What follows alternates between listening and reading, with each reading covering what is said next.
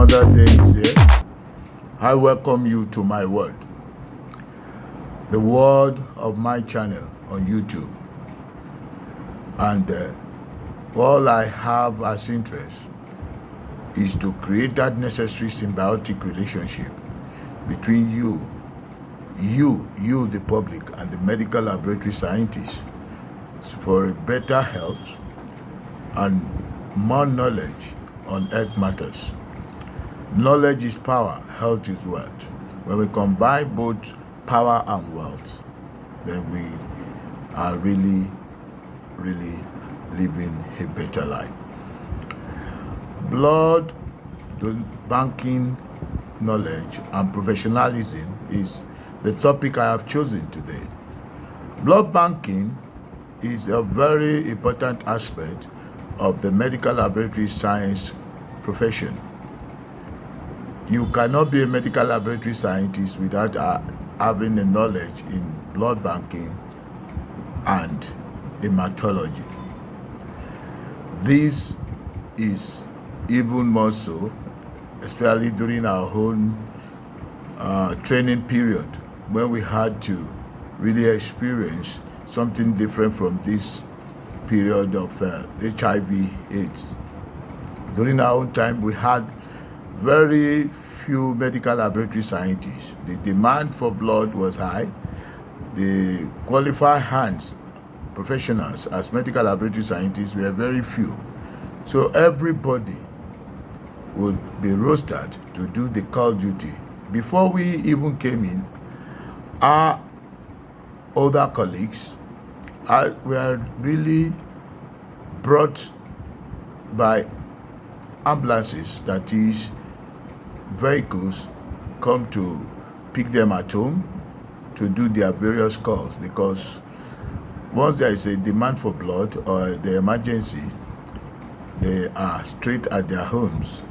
They have to stay home almost all the time, or tell where they are to those who are at home, so that they can easily be picked and brought to the blood bank, the blood transfusion department, to come and do the necessary cross-matching to save lives. That warranted the treatment of medical laboratory highly, especially in Lagos State, in Nigeria, where we were given high recognition. That's a story for another day. But by the time call duties, allowances, and all the battle came up, that brought to fore the need for that necessary recognition that medical laboratory scientists really do call. So when we came to that experience and we started doing these call duties, it dawned on us that probably we need to blow that matter to high heaven. So we started really emphasizing that medical laboratory science is a life-saving profession. That aspect of life-saving is that blood transfusion, especially because you have to be rostered on it and you must be available as a professional to save lives. So it is a very high responsibility taken by professionals called medical laboratory scientists. The practice of blood banking then was in its rudimentary form, because the demand for blood was high, and those who came out do not have to go through rigorous testing. The guideline was, even WHO had no guideline, I can say, but all that I shall bring to fore in the slide that will come up later.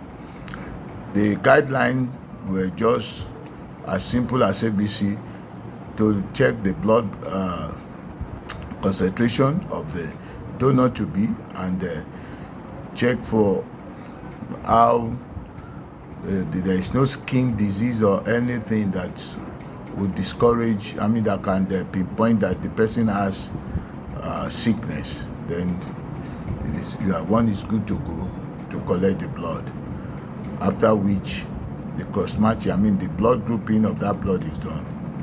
And when there is a need for transfusion, it is cross-matched to know whether it's okay to transfuse. Blood group, generally, you group blood into group A, group B, group AB, and group O. There is the ratios that also cause problems, especially with those who are rhesus negative and their mothers. So if they are married to a positive husband, usually the experience of having a child that is positive sensitizes the womb, and the next baby may be unlucky if that was not that sensitization was not really desensitized. So the baby may really produce what they call the hemolytic disease of the newborn. The baby may die as a result of that reaction. So blood transfusion is a very dangerous aspect that you need professionals to really handle it. If the professionals are not handling it, then garbage in, garbage out, as I've always been telling people. Quality in, quality out when you have professionals. The experience post HIV, well, we are still in the period of the longest pandemic, HIV/AIDS. It's a different story. You now find a demand for blood that you have to really screen. So the standard screening are so many, and one has to really do all this as a professional, because you do not want to transfuse HIV positive blood to any person, even if it's your enemy.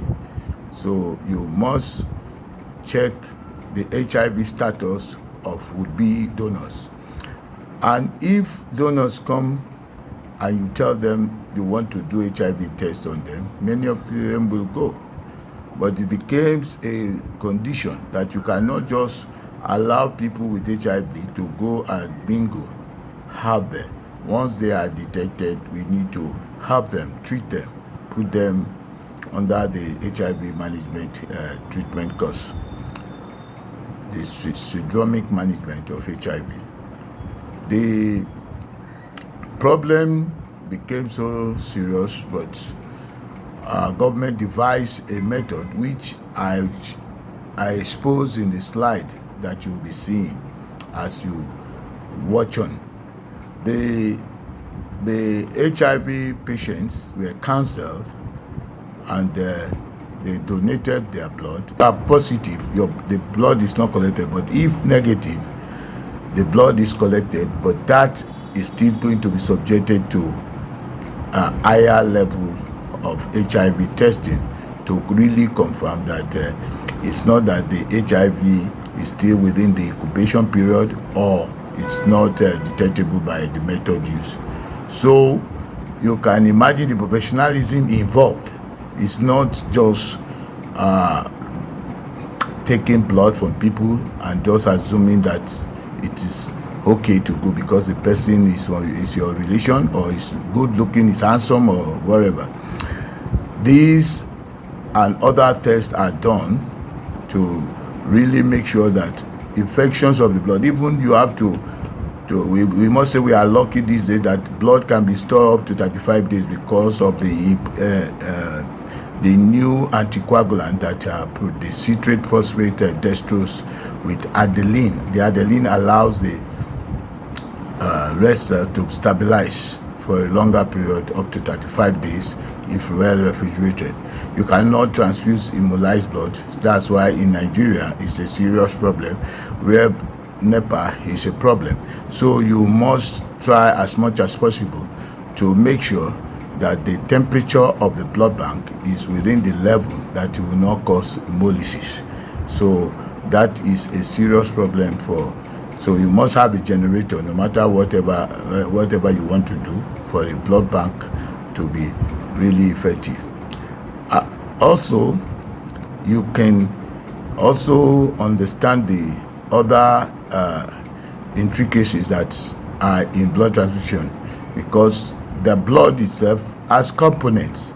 You may want to just give packed cells to a patient, so you remove all the plasma, but these days nobody wastes anything.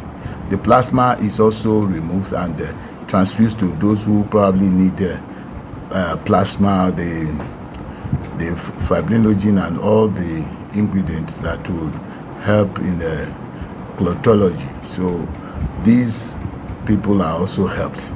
Those who also need platelets are also separated and they're given the platelets they need. So the components of the blood bank is becoming wider. The problem of demand is still there. There is no way you can meet the demand, and the reason is very clear, as I shall expose in the slide that is coming. The reasons are very many and very clear. So blood banking is a serious life-saving profession. Medical laboratory science is a life-saving profession. This we got to know as students when we were all involved in the transfusion service. They call emergencies, where we have to as medical laboratory science be available, because you cannot compare the population then. The population has increased. Yes, we have many medical lab, even joblessness is there too now. So the demand for call duty by all medical laboratory scientists in the area of cross-matching in many government hospitals is still there.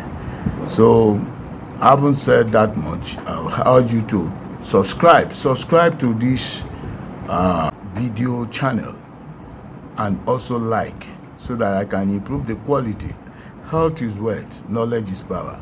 When you have knowledge, you have power. When you have health, you are wealthy. So combine the two and you live a better life, a life of abundance. Thank you for listening as we go on into the more explicit slides. Yes, as we continue with blood banking knowledge and professionalism, it is worthwhile to now look at this slide very carefully. The package. How is blood packaged? Blood is packaged in pints. A pint of blood. We human being, we have 9 pints of blood. So taking one out is not a serious problem. The red blood cell has lifespan of 120 days, after which it is removed by the reticuloendothelial system from circulation. With blood donations, the body produces more blood to fill the one removed, thereby creating freshness. You feel afresh. Blood are packaged in blood bags containing anticoagulants. The recent one is CPDA, and the former one is ACD, not ADP, that are used to package it. Public opinion. How is the opinion of the people? People believe that once blood is withdrawn from them, it is like they have committed suicide, that they cannot survive. You even find wives of blood donors, that is, people, husband that should donate ordinarily. The wife will be saying, no, I don't want to be a widow, don't go and donate. But because it's a policy of government and there can be no blood if these husbands don't donate during the antenatal of their wives, we may not have blood to save life. So the medical lab scientists compel, more or less like compelling them to donate blood. The government policies. Generally, government policies of each country follows WHO guidelines, which are listed as you follow. But the epidemiology study or scientific evidence of that environment could determine more action to be taken.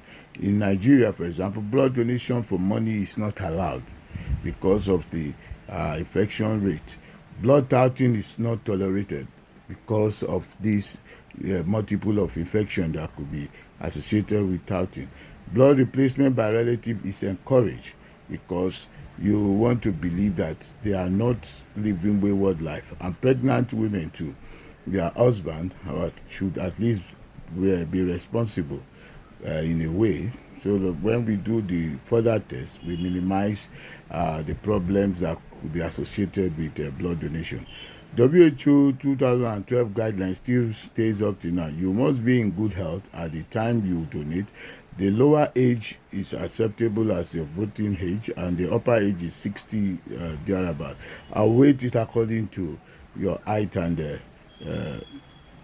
is how you look at the person generally. That normal weight should not be having a problem associated with associated problems.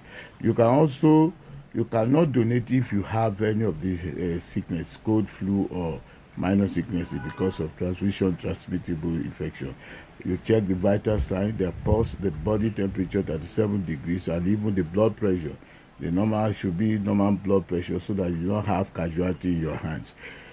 You cannot donate if you have recently had a tattoo or body piercing for 6 months, because you never can know what has been introduced into your blood.